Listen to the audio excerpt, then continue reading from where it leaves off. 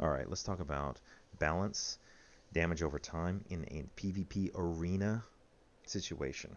All right, so first thing in the tree, you have three good options.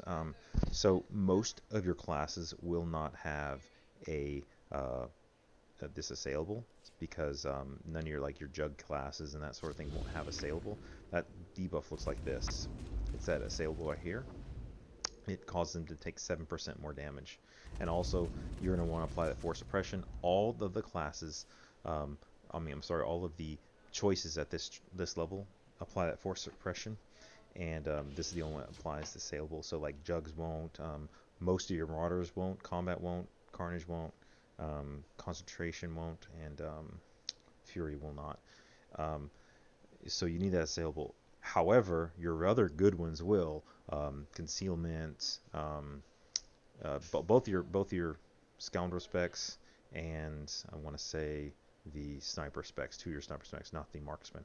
Marksman is pretty good, and they're on their team. Your team, however, they will not be applying those assailable, so you would need to take that. So we're going to just take this situation as if you need to apply that assailable because most classes do not apply assailable, and it benefits you greatly. All right, let's look at the initial rotation because that's what you're here for. The quick rotation. So I've been accused of cheating many times, and this is how I'm doing it. I'm killing people very quickly with Mystic's Ruthless Blade. But I'm going to show you how Mystic's Ruthless Blade works. You can read the tooltip if you want. But basically, I'm doing a Force Serenity, and then I'll do a Shift to Balance, then a Telekinetic Throw, then a Vanquish, then another Force Serenity, and then a Project. But all this is exactly the order. This is 400k damage in about 12 seconds or so. Yeah, I'll just show you how it works. So it goes like this, this,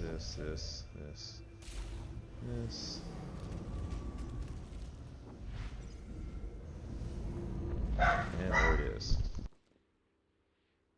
Alright, you'll see it was 425,000 damage. Obviously, we're not on a Rishi stronghold, so the stats are not quite altered to what they would be in PvP. They're a little bit lower than that, both of these stats, but it's roughly that number. It's pretty close to that number. So there are some tricks to modify it. So before I can show you those tricks, let me slide on out here, and I'm going to run 4 speed. Phase walk.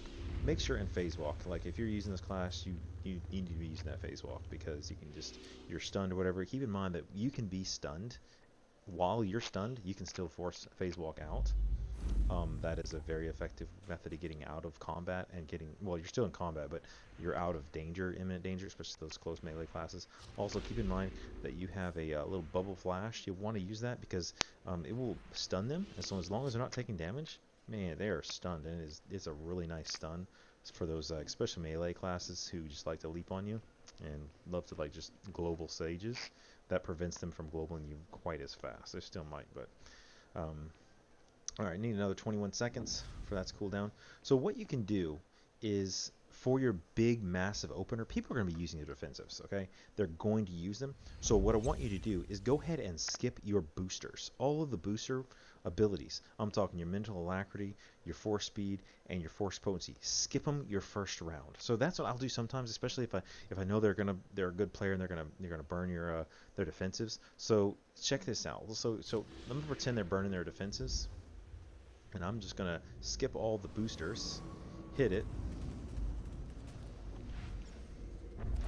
This whole scenario still does 288,000 damage. So now they've burned their boosters, they think they've mitigated all the damage, and the second time around, you're now going to do the Giga Chad Bursty. So you now root them or stun them. Like you can start out with a stun, root them, weaken mind. Now you're getting the really fast casts.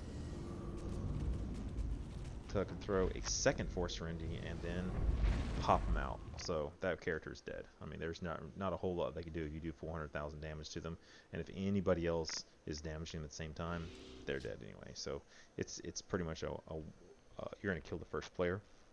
I was assuming you're not under the effects of taunt, or they have already used their burns, and they're not doing their little like their AOE, uh, like there's some damage reduction stuff. All right, let's see what else. Um, you will need to keep in mind that you don't have your Cloud Mind. You're trading your Cloud Mind for your Titans of Rajavari, otherwise known as Plague Master, and gives you a straight up damage increase.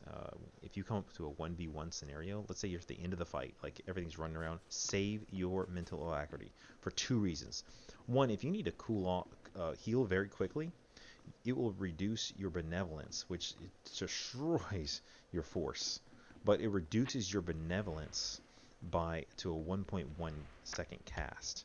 So keep that mental alacrity handy, and it lasts for a good 15 seconds. 15 seconds is an eternity.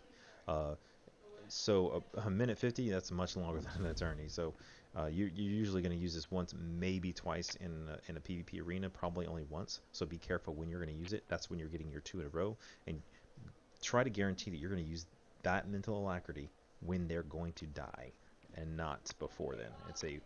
It's maybe a 1v1 scenario at the very end, and that's where you're going to use it. So again, that's how you work it, and that's it. And that was 100 and what is that 100 and 340,000 damage. I've used force speed in the wrong place. Force speed is supposed to be front end force remaining, but that's okay. Basically, that's how I do it. That's how I get Kuji cheating. Have fun. See you out there.